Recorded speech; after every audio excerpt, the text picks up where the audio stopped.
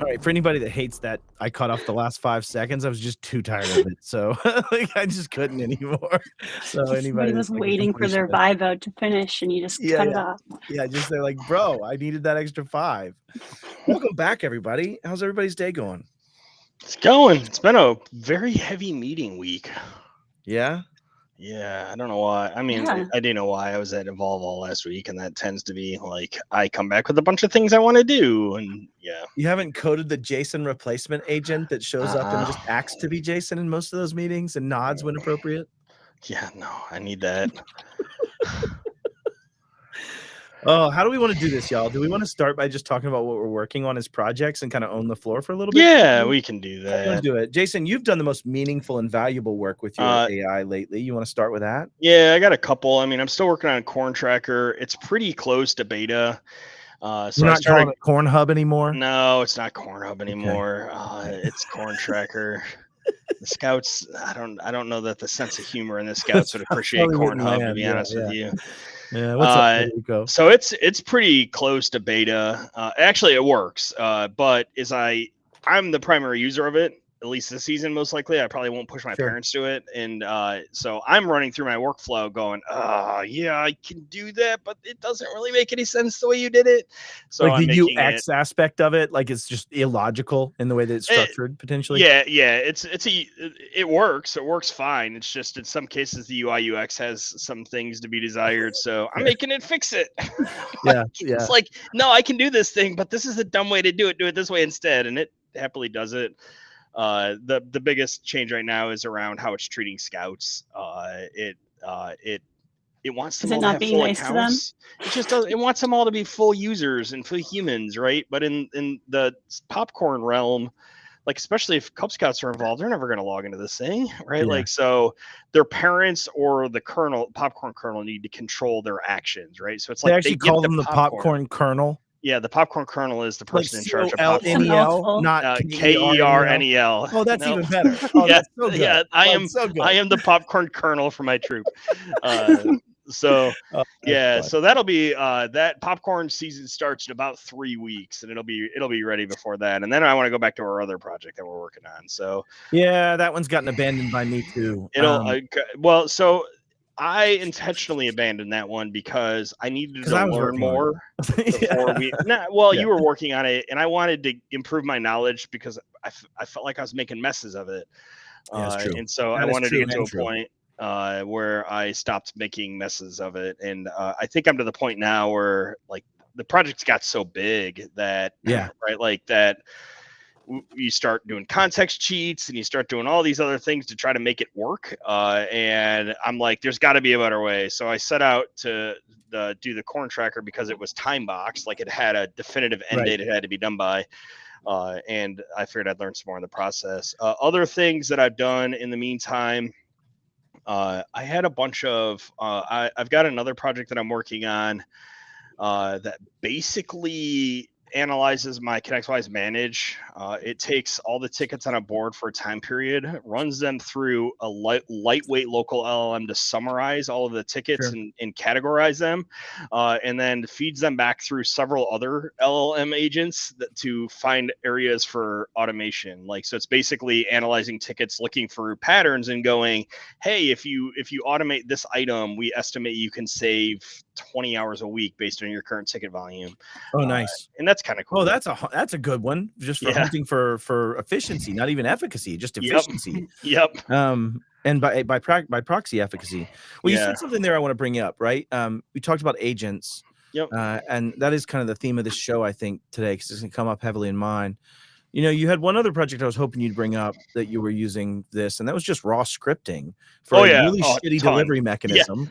Yeah. For a very good cause. Why don't you talk about that for a sec? Yeah, the other, I totally forgot about that. So, and I've actually been doing more of that work outside of that. We have an MSP 911 case, and we have reason to do bulk actions in a relatively immature RMM tool across fleets of systems to do things like determine if systems are impacted and do some lightweight recovery or backup or forensics. And I had to write a bunch of PowerShell. That backup clean script I wrote. Yeah. Like that's 71K of PowerShell. Yeah. Like, because I wanted no dependencies, right? So this thing can talk to S3 like without using the use case was an S3 library. Exactly. Without doing anything, it needed to be self-contained. Yep. And in order to handwrite that would have taken a lot of work. It would have taken a Kelvin to do. A Kelvin of work. It'd have been a Kelvin for sure. Kelvin of work, one measurable Kelvin of work. Yes. Exactly. It's a non-standard measurement. It's a valid form of measurement. It's fair. I'll take it. It's like a cubit or an arm length or something. I don't know, but yeah, you know. So that one was the big piece. And what's interesting is just the. Did you end up using an agent for that, or did you do that with just the raw code element? It's a 71K file. It fits in context window. Oh, right? Fair. Like, okay. Fair. It doesn't anymore. It's 3x normally what it'll read in one chunk, but like it's simple enough. Which one you want the GitHub repo for? Because they're going to GitHub. That one. They're both going to go to GitHub. Yeah. Let me tackle them in order. First, let's go with Frederico. Model for the ticket analysis model. I am using Llama 3.2 4B. For the quick analysis because it's really fast, even running on my Mac or running on my system. And I haven't found a model that I'm super happy with for the like overall summaries. I was using, Gemma 3 12 billion parameters. Are you trying to do all this local, Jason? Yes, I do not want my ticket data leaving the instance. I just installed GPT OSS 20B. So I just installed the 20 billion parameter GPT open source, and I haven't run it against that yet. What do you have that would run that? My Mac Studio runs that just fine. Okay, all right, fair. It's got 64 gigs of unified RAM. All right, cool. I've pretty much exclusively been using Sonnet. A little bit of Opus, a little bit of Zen, kicking over to some local stuff and planners, but all all Sonnet. So I'll just share that's mine. Corn Tracker is Sonnet, and it shells out to Gemini Flash, Gemini Pro, 03 Mini, and 04 Mini, depending on other things. Like one of the things that I often do is go develop me a plan, and it will do that locally using Sonnet, and then take that plan either way through and Planner go and Zen. or Planner and Zen, and then take that plan and get consensus from 3 other models. Yeah, that's the best. Like, hey, go tell me if this guy's an idiot. We think he's an idiot. You 3 review and tell me, right? Like, okay, those are some of the projects you're working on. Ash, what are you are ready to go? You want to talk about what you've been working on lately, or you want me to go first? You know, I think you should go first. I want to say just preamble off of like what Jason just said, because I was like excited because it's like this is where I've kind of come to as well, where a lot of my things is there's a bunch of like that. I stood at the precipice of this Dunning-Kruger of like, holy crap, there's so much I don't know that I didn't know that I don't know, or that I thought that I knew. Yeah, my don't know you don't know bucket, right? I've kind of moved into this obsession with refining, and so I'll talk about that after. But I wanted to say that because that's I think it's like a stage that like I was kind of excited for you guys to come into as well. It was like oh my goodness, there's so much to do. No, you're right on it though, Ash. Like I feel like today has been me learning from last 5 weeks. Like when I'm doing my fixes here, I'm like, oh, I'm not going to get screwed by that this time. I'm not going to get screwed by that this time. I know to think about this thing this time. So like there's certainly to your point of like this pit of despair coming up of like having to chase down all the rest of those that's you'll just get despondent in another way, right? Like right. It's a whole psychological universal truth of like, oh, now that I know that I've gone through this mess, now I have enough to be able to go and say, okay, now let me clean it up because I don't want to go through that again. I thought Right? that was But you FedEx. can't. Yeah. Sorry. No, this is our friend FedEx. I couldn't. I By the didn't way, have Frederick. Yeah, but sorry about that. I was like, oh yeah, it's FedEx. Yeah. So to his point, yes, I am now tinkering with the 20 billion model of the GPT open source. I Yep. do not have the resources to run the 120 billion parameter model that requires considerably more VRAM Terabyte. than I have. Yeah. And it's not a terabyte. It's probably 128 gigs. So I have I've been systems that can eyeballing run the it. Mac, Actually, though, for that same purpose of discussion. the Actually, bartender, my system downstairs could run it because it has 48 gigs of VRAM on that A6000, but it's got a terabyte of RAM in the local system, and Olama is smart enough to use both. yeah. So Yeah. it would run it. I don't know how many tokens a second it would get. I mean, a large part of the reason I haven't run it yet is I haven't felt the need to download the 120 gig model. Sure. Here's what I've been working on. So I'll actually just do a little show and tell for everybody on what I've been working on. Sure. Let me go find my window. I think I'm looking for this one. Yeah. Okay, cool. All right. So I started working on this project, Framework MCP. And what I was trying to do is I have a bunch of data from taking and breaking apart sorry if I get a little nerdy, y'all, but the Center for Internet Security critical controls into their elements and then sub-elements so that I can analyze vendor tools as to whether or not they help meet those safeguards in certain constrained ways. And so I was doing that locally, and I decided to build this as an MCP, build it as an HTTP API endpoint, and build it into GitHub. I'm sorry, not GitHub, but Copilot Studio back at PAX 8, because I have an assistant, Veronica, that needs to be able to do some of these analyses against vendor responses and gut check them before she spends our time looking at them. So that was the use case. So I started building it. I'm at like, what, how many commits do I have now? I'm at, just today, versions wise, I think I put out 113, 120, 130, 131, 132, 133, 134, 135, 136, 137, finishing up right now of this. And I ended up hosting that as a DigitalOcean MCP server instance, where I spun up a DigitalOcean app off of that. And so it has a CI/CD pipeline that every time I update it, the app will update its manifest. And then that runs into mcp.frameworkmaps.org, which will take you to the API front end. And that API front end then takes you into 1.3.6. It tells you its version, gives you its Git commands that you can do. And then it gives you the capability mappings, which full, partial, facilitates, governance, and validates. And then gets into some of this. This is going away. I don't want to get into it. It would take me longer to explain. But it tells you which framework, which means I made this to be multi-framework modalities so that I could actually just continue doing additional frameworks like Trustmark and other things, which I know I'm getting right into the handoff maybe to Ash in this. Because what's fun about this and what I like bringing up is just the freaking speed of iteration. Like, y'all, I put in like, I did upgrade to the $100 plan today. I'm going to tell you. He finally got me because I wanted to do something. I had a meeting in an hour to show this off internally, and I didn't have time. And I was like, fine, I'll pay the $100. Anyways, and so then that's published as an NPM package, right? So anytime it gets updated, you can just do NPM and install to install this MCP. But the fidelity of the quality of the work too, like the README file. Here's your npm install. Here's your update commands, uninstall. Here's your git clone if you want to do it manually locally. Here's how you're using Railway if you're going to host it in DigitalOcean specifically, which you actually don't have to do any of that. It's actually already done for you in their app manifest. But the point is like I can then now create these Copilot actions.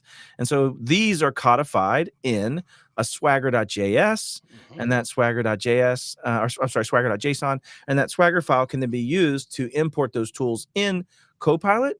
And I'm not going to show you that because that's PAX 8's, not mine. This is my stuff, so I don't mind showing it to you. But I have brought that into PAX 8's world, and they're then consuming this so that we, as the nonprofit charity that Jason's part of, can control the way this logic functions, the way this thing works. But PAX 8 can consume it to ensure that the data they're collecting is fidelitous, if that makes sense. So this was a little project I started playing around with and built. I don't know. I've got about too many hours to talk about in the last 2 days, but X in this. I definitely got your message last night, Ash, to put that in perspective as to how late X was, but did not engage because I was like, I'm done. So anyways, I'll stop sharing. But yeah. No, I think it is. I'm still trying to wrap my head around my usage, or like maybe it's not so much that I don't understand the usage of some things. I understand like server end usage, and I understand like the agents talking to like endpoints. I'm always trying to look for ways that I can like explain something in, like, it's like if I can't explain it the way that a 5-year-old would understand it, that I don't properly understand it yet. And so I always am just trying to consume. I'm like, okay, but what can I do with these MCPs that like you're doing? And like, that's why I was like messaging you last time. I'm like, is there theoretically a way that I can publicly from an endpoint? Because it's like, obviously in my mind, I'm thinking, how do I prove value in the browser? How do I show people how something that is like infrastructure heavy doesn't have to be for them, right? And so these types of things. And so that's why I was like messaging, like, is there theoretically a way for me to like use this as a public endpoint and just pull it in and whatever? And because I've done that a lot, right? Like what I've learned as I've kind of gone through some of these is, and I'll show you in a second, but are you going to share your screen? Okay, cool. Then I'll share. Yeah, I'll show you if you want. Killer. Here. Okay, I'll show you.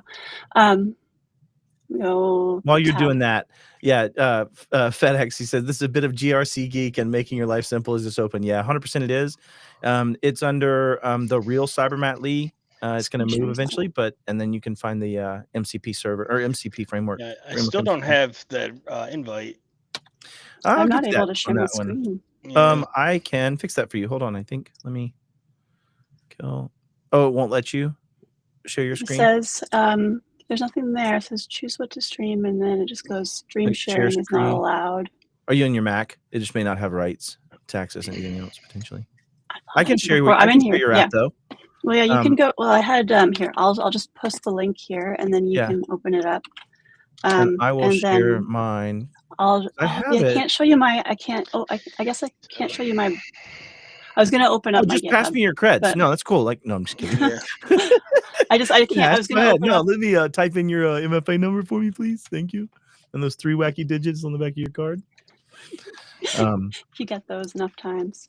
Yeah. So, and some of the stuff's broken right now because I changed some endpoints on you. Since you wrote. Well, it's not even. Yeah, I think that if you. Well, I was breaking this. I can't see. Hold on. If you. So really, I was like, how can I use this? Because I want to understand what endpoints you even have. And I was like, the very first one you gave me, it kind of had like a Swagger-esque thing. Like, here's how you go deeper. It's like your instructions on the first dungeon. And I was like, okay, consume those, right? Right. And then so like the AI can't know what it is, and if it's in, if you have the tool enabled, it can go fetch things, but if it's in like a certain type of archetype modes, you usually don't have those things going on. So I'm like, okay, pull it back, and then it can read the network logs. I'm like, okay, now that you've seen it happen and you've seen it fetch, show me what's, and then I'm like, okay, just now match every single field you have and pull in the raw data. And then I focused on saying to it, I want it to be developer first and data first and developer friendly. And so now it's just pulling in all the information, mainly just as a, like, it kind of looks like an API spec meets Postman, because if you like actually look at live API spec, ultimately, right? Kind of to your extent too, like you're pulling. Yeah, like, when you add things, it adds it. Like, it's not hard typed. But if you go up to the post options, I think, you have to set the. I don't know whether it'll work. But if you set the, you have to set the parameters. Yes, you have to say CrowdStrike Falcon. We're going to say that. I don't know what this does. I haven't tested it yet.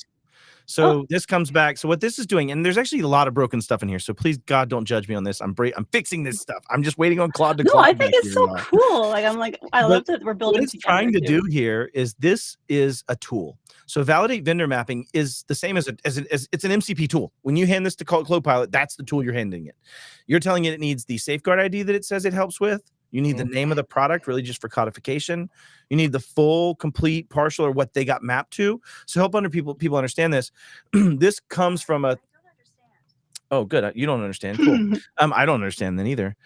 So what it comes from is they will have gotten mapped to a particular mapping. And what Veronica needs to do is say they got mapped to partial, And here was their reasoning. Our platform provides comprehensive enterprise asset inventory with asset discovery, da da da da da.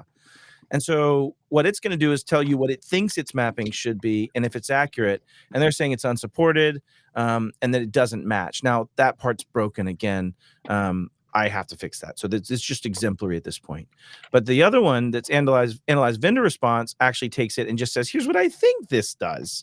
And so what this one's going to come back and do is say, I think this is a facilitator. Because they wrote in here that it does centralized account management, role-based access controls, and automated provisioning, that we are not 1.1. And I would agree. It's a data provider, and that's what a facilitator is something that provides data. So this one it actually got right.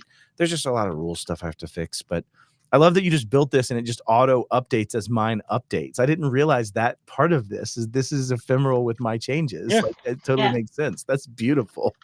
And so this is the kind of domain that I like sitting in. Is I like to be able to be like, all right, how do I give data a facelift? How do I use the browser for everything it's capable of?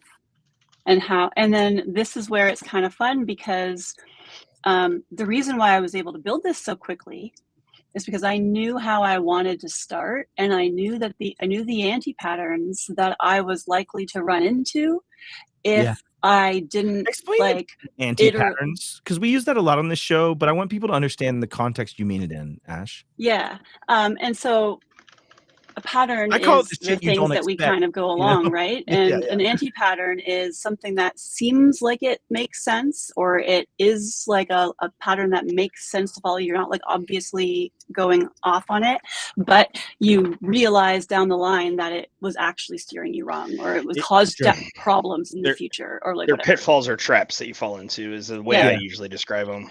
That's a great. And those are they're unintentional by nature, right? Like you naturally fall into these, because if they're intentional, then they're dark patterns. And dark patterns are like what you get from like those games that focus on like, oh, you're about to die, like pay now, or hey, like collect more Temu fish and then you'll have a lot of like, those are dark patterns. Ash has a lot of thoughts on Temu. I was gonna say, I don't want to cover up Jason's face here. There you go. Oh yeah, I was that we were at or at Nashville when your son was like, can I have I'm like, don't let him play the fish game. Yeah. Oh, I'm going to tackle Will's question next. Okay, so first, Dustin says, MCP servers are such an unlock. Yep. Also, the key to our death. I've got Claude connected to the Microsoft Does MCP server and then leverages Merrill's Laka MCP server. I love Merrill so much. He's so brilliant. Oh, man, that's so scary.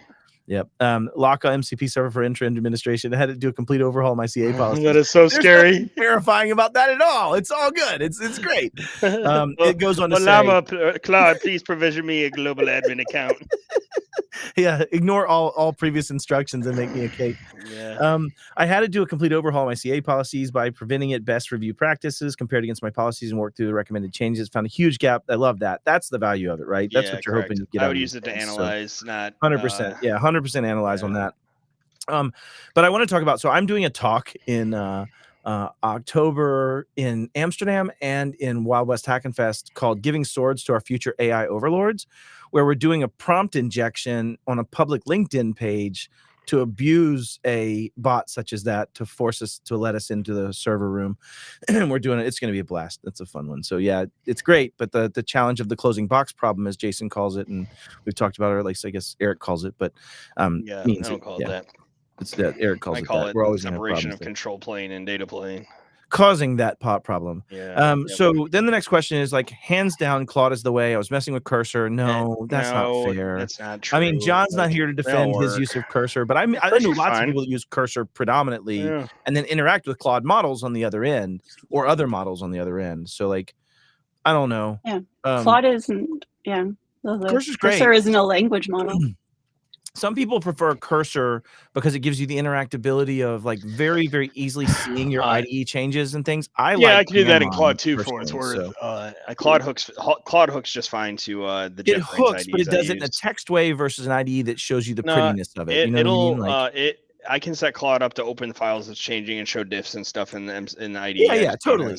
That's not what I mean. I just mean in the sense of like in the command line, check left and drop down to this version and drop to that version, look through it in the same way of a GitHub Explorer. Here is what I would say the difference is to me. It depends on your use case. If you're a developer and you're good at what you're doing development wise, and you can go, AI, I need you to implement this feature in this file this way, generally, then Cursor is amazing. Cursor's the best because you're doing targeted correct. sniping of the things you're doing. And if you're like just like YOLOing it, or building a greenfield project and you want to quickly iterate on it, and maybe you don't have this is me on front end stuff at all. Like I'm like, that button is white on white, and I would literally spend the rest of the night trying to figure out enough CSS to figure out how to make that button not white on white. But I can tell Claude, hey, that button's white on white, go figure out why, and it usually does.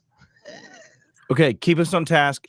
Ash has another thing she wants to talk about in a sec. Let's get through the rest of these comments real quick.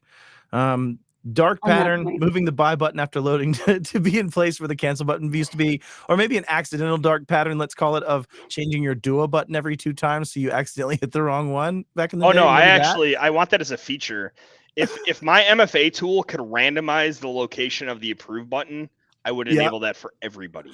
Well, they tried it, if you remember, and the problem was everybody started just taking their memorized answer, and they were doing false declines. The real reason they fixed it, I actually asked Duo, and everyone else had it the other way. I'm giving Kelvin a sword. Kelvin now has a sword. I just wanted to put that out there. Like he said he wanted a sword, so I don't know that Kelvin needs a sword. We should all be very afraid. I gave him a sword though. It's already done. We can't pull it back now. This is done. Unverified store versus VS Code. What does he mean? So honestly, Kelvin, these days I probably would not use Cursor. I would probably use Rue, which is Cline, which is a different fork of VS Code, or can be installed as an extension. I'm getting water. I will be back. Yeah. Go ahead. No, Ash, we'll come back to the comments here in a sec. Well, let's finish them real quick. Take 2 seconds. Real quick, which recently caused an issue with someone doing some malware which led 500,000 crypto theft. So I'm guessing he's talking about VS. Oh, that's what he brought up as that. Yeah. And then much rather use VS Code plugin, which gets verified. Sure. Yeah. Cool. Okay, Ash, I pulled it up over here if you want me to. Well, no, I was commenting on that. I was saying Rue is like the reason why it branched off from Klein in the first place, was to do this early stuff that is built what Claude code wrapper is built upon, right? Like that is just like the open source version of the equivalency on the inside, the same as like open source versus it's like open source versus packaged software, right? Sure. But the point about the Cursor comment, right? Like Cursor is an IDE. It's an AI first IDE, but that's not what other tool is, right? So it's just like it's still using the same LLMs. It's still using the language models. It's not anything different. The only thing that's different is the instructions, the context. Yeah, the system prompts and the way it iterates on it, right? So one of the big differences is that, and I haven't looked at the source well enough to figure out. I've been trying to figure out how Charm works or Crush. Claude does it iteratively, where it'll make multiple requests back to the LLM on the back end to make a plan, and then it will execute the plan. Whereas Cursor and the other tools that I've used do not seem to do that. Correct. If you ask it to. I want to clarify that, because otherwise it just shoots at the plan that it thinks it's made. And then but it still makes a plan, right? Like it doesn't just blindly go editing files. It looks at context and comes up with a plan, and then it executes on the plan, even if you YOLO it, right? Whereas Cursor basically directly asks CL, there seems to be less iterations on tools like Cursor than tools like Claude, which is why when we use Gemini CLI, I can use Gemini CLI, but I find it not nearly as good because it doesn't do as much of that planning before it starts thinking. So it tends to take things I tell it a lot more literally than Claude does. It's who's working behind the scenes in the background of it, and what are they focused on.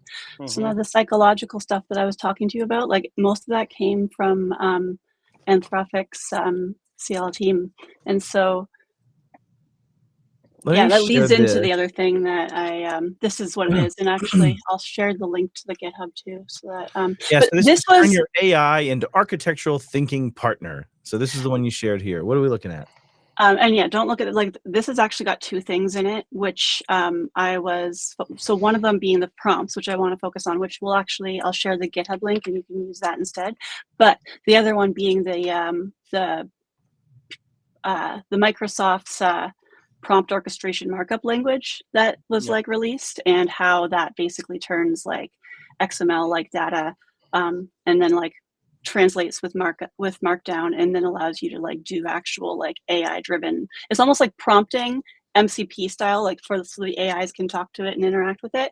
And so I was building a sample of that. But if you go to the like the library, yeah. So the thing that I was realizing and playing with was like there's types of ways that you can communicate like people, and certain types of ways we were talking before about shrinking those mental models.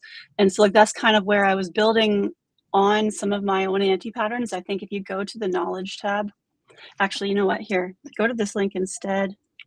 Okay. There's the GitHub, it's just a GitHub link. I'll just do both. Yeah. And that is, if you go to the templates, this is kind of where I was like, well, I'm going to figure out how to like build out some of these templates for reiteration. I'm saying the same things over and over and over again. I'm saying, hold on, it's so difficult when you're trying to navigate other people for you. Isn't it though? Templates. And then if you go to the checklist, and if you go into the expert trio, surgical holistic awareness template, and then actually go to the one that says progressive evidence trio, because I'll talk about that one. One of the things, but one of the things I realized was like, it's gonna rush the same way we rush. It's gonna like take all of its context at whole. Like if not self-protectively more. The same scale, right? Like or at a easier scale. But it's like one of the things is like if you give it a little bit and you tell it to have a piece, and like we're talking about that with agents, right? And it's like this is how with Lovable, even for example, like I can convince it to have a little bit of a conversation with one mind in mind, and then stop, come back, look up at a different file. And there's all different ways to like do that. And it's like literally like night and day difference, because it'll go back and forth as three different experts. And then on one of them I was playing with, okay, semantically, and this is where the prompt orchestration comes in. Pause. You're taking these documents ultimately and then feeding them to an LLM as the way to set their prompting and to set their persona for this purpose, right? To set the rules. Is that how this is played out when you use these templates?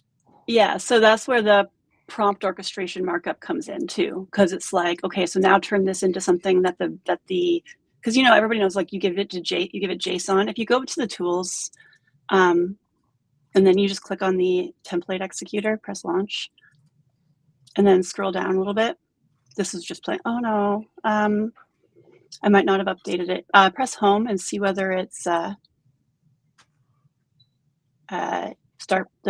start with POML templates. If it's not there, then I didn't update it in time. Zero. Just okay. But anyway, it shows you how it converts that from Markdown into that language. But honestly, like when I'm going through it and when I'm like typing it in, I could show you the conversations that they have, where one of them will go, "Stop. That is true, but you didn't think about this." And then it'll go and it'll look at that, and then it'll be like, "Oh, but wait, let me check whether this exists." And then it'll look at that.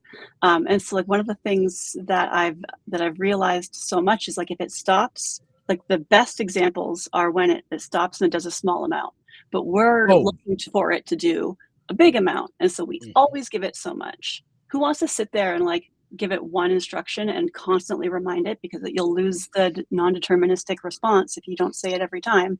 Yep. Be simple, don't overcomplicate. Don't over-engineer. You have to like say it almost every time, even when it sounds most confident. Well, the other agents checking. Well, this is what I was going to say. This is where agents help a lot, and we promised we'd come back to this in the show. But what's so nice about Claude, even the agents need to be checked. They do. They do. But what I mean is you can make more and more. Like, I'll give you a great example. I found that there are about 15 or 16 places that the version exists in my project that I'm working on, right? There's some that are badges from NPM. There are pieces where they're written in the README document. There's stuff in the HTTP header. There's stuff in the log file header and the way that it's writing logs that talk about the version it's on. And so what I did was I just created an agent and said, you're an agent that your only function is to always check to make sure that all of the locations that places exist for this, including this, including this, including this, including this. And so now every time it goes to commit, it passes it to this agent who has these rules. Kind of what you're doing here is creating those rules. Those always need to be done, anti-patterns or patterns or things need to be dealt with, as a way that agent kind of boots up. But then you're making them argue inside your agents, which is even cooler because it's playing out. Think about this, right? Okay, so your agent goes off and it does something that it has all of the granularities. Its hands are in the weeds. It's super detailed. It knows. It comes back and it says, here are these facts. I know these facts. And it sends it to the orchestrator. That orchestrator only knows that it knows those facts. It is going to sound bloody confident to hell.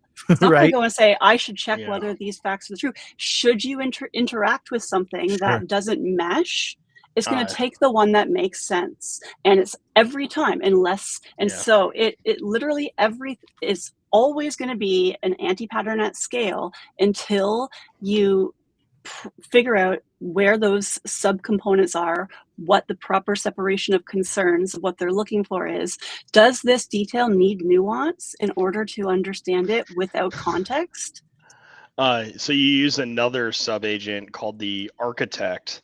Who gets Yeah. loaded with project level context and then basically like I call it my project planner. My project planner. They're 100%. So you can do it. The nice thing They try to structure it too much. Let them do their work. Well, yes, we're structurers, Ash. Let us structure it. No, you structure it, but you structure it so like this is like with humans too. It's like, do you trust the person who knows the code to look at the code and determine the best case, and then you just give them the instruction, or do you trust you who doesn't know the code to say, here's the code you must use?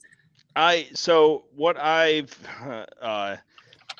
try to model, and I'm trying to model increasingly the things I do around the humans that would exist in a real organization. Exactly. Yeah. Right. Sure. And that's the psychology behind it. I am a Python expert, and I consider it a junior dev, right? Like I'm gonna iterate. I didn't call them junior devs. I called them an MCP dev and then a senior dev. I didn't actually call them junior devs, but that's what I wanted to call them. I'm iterating on it because what I found is that like it gets overconfident, it goes off in the weeds, and like it like I wanted to make one change and then come back, right? Like do one unit of work and then come back. It gets overconfident and it goes. It tries to do 14,000 things at once, and it's like then but the thing there is that if you want, right, if you treat it like a junior dev, then you're going to have a senior dev or you're going to have an architect or something saying like, hey, this feature needs implemented. This is roughly in the code base where you do it. Go figure out where it's at in the code base and implement it, right? Like that's what I'm trying to implement. And so that's where I was playing with the idea of like, how do you get it to emit to you where its problems are or where its struggled areas are, instead of sending it to go look for problems in areas. And then the problem with that is that when its context pool is saying something, it's not going to know this thing that I'm saying is wrong. And so when I gave it that, this isn't going to help you. Just don't look at that right now. Okay, but go back to the screen I was that reading I was the README. on. I apologize. I'm out. I haven't updated the README. Just back to the one that was there, because like those were commands were like regex patterns. Can you click back to go to the screen that it was? Oh, you sent me to a sub page. Okay, gotcha. Yeah, this one. So like these are like regex patterns. So it's like these are called in some of those other prompts where it's like check for state management, and then it would know, oh, state management means look for use state, look for use reducer, look for use context. It's not saying go look at this field or where I think state would live, and therefore if something lives over very here, specific and targeted. And then it opens up those doors to say come in to my context, right? Because it's always going to sound confident to you because it is right within the pool of things that it has. Sure. And then and so that's the anti-pattern, and that's the reason why it uses semantic wordings to create unified things, and it creates duplicating things over and over, is because it doesn't know, and it's all the same. Everything that Claude does and all that stuff is all just like iterative prompts to say, here's things to watch for. But just the more we refine those things, the more we set up those pieces, is when we actually get more of that to be confident, until we stop getting it to be confident. Yep. I'm snagging this one right now because I'm writing a lot of TypeScript right now. So actually, thank you. So I am using, if you scroll down to the 04 quality security section of that, I am using architecture review a lot. Like anytime I have it do major things, I then you handed the other tool you bought for that? Or I use repo prompt 2. Yeah. So most of my Claude MD tells me anytime you need to like bulk analyze code, use repo prompt to do it, and it does a pretty good job of doing that.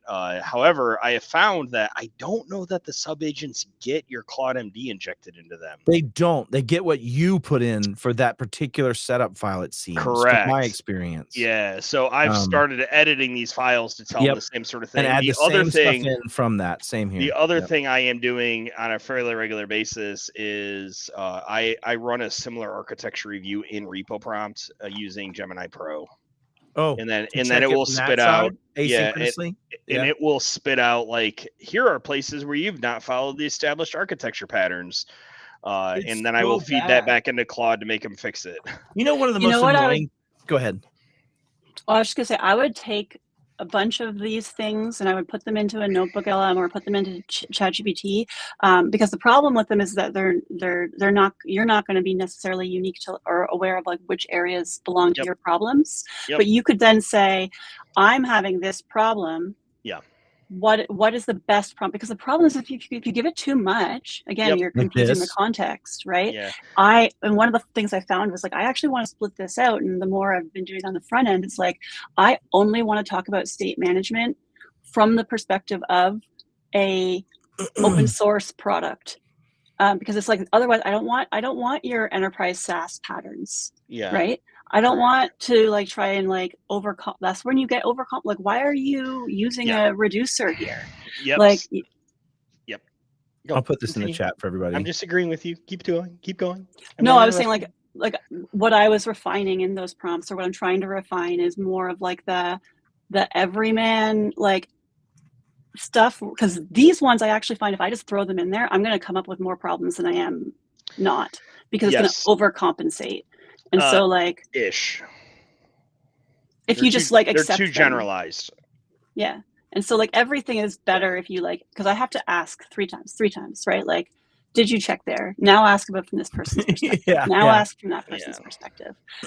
Sure. But I think branching these things together, no matter where you are, is going to be the. Go ahead, sorry, Jason. When I started using the sub agents, I was just stealing them, and so I installed them in my system level Claude directory.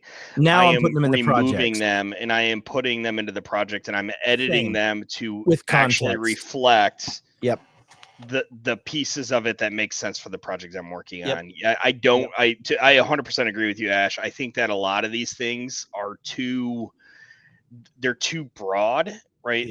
And so they're great starters, a system prompt for it. It's almost like I said, MCP, like it should go, and this is where the POML thing that I want, maybe we can talk about that more when I can share my screen next time or something, because I need to be able to like steer.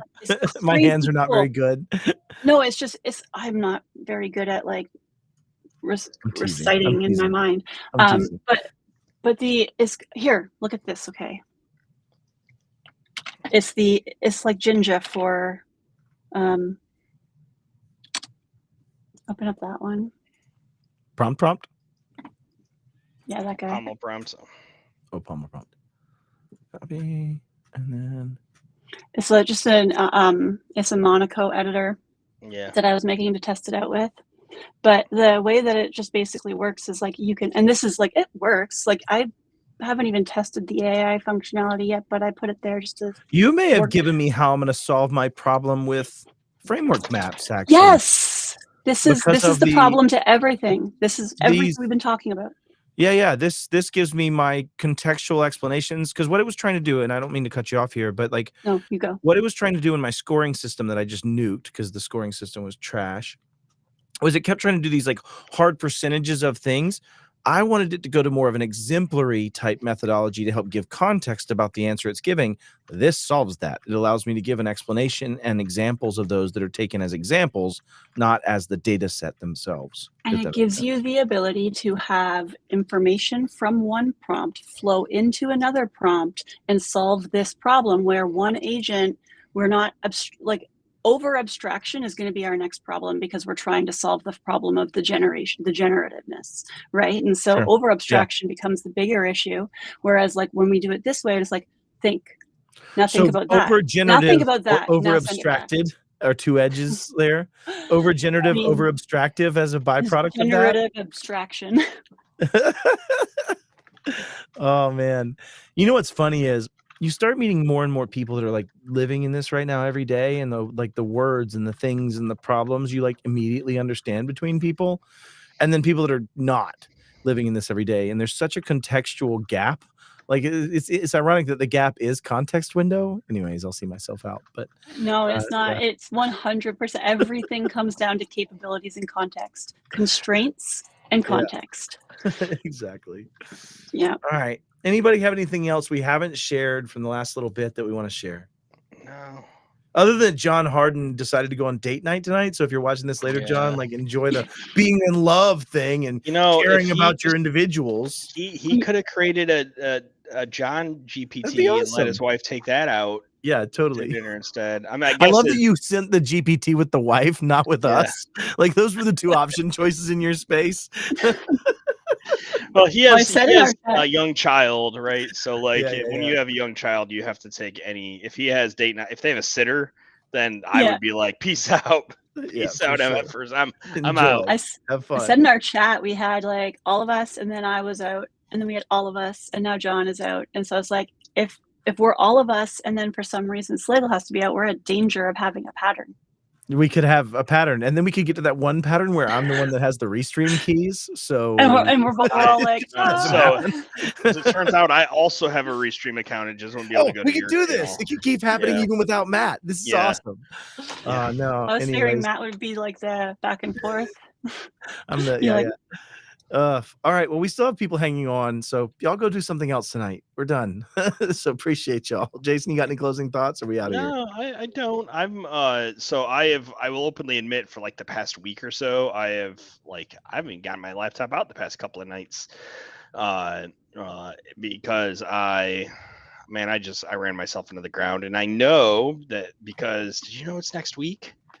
Oh, I do. When I go to Netherlands? I'm gonna run myself into the ground again next week. I know because my friend is gonna be in town. Yeah, it's gonna be a great time. Like some people are gonna be seeing people and people. So like there's gonna be peopling. So all right. I wish all people would go to the Netherlands. Yeah, like we are going to be. It's just not going to be synchronously the same time, Ash. Yeah, this is like we go to the other Netherlands after you do. So you're just like being an ambassador at this point for the Netherlands. Yeah, tell me all the cool things. Early adopter. I'll bring my wooden shoes. Like Ash just totally sets me up. She's like, "Yeah, you need wooden shoes." Like that's not the Netherlands. All right, I'll see y'all. That's a great way to end it. Peace out. See you later.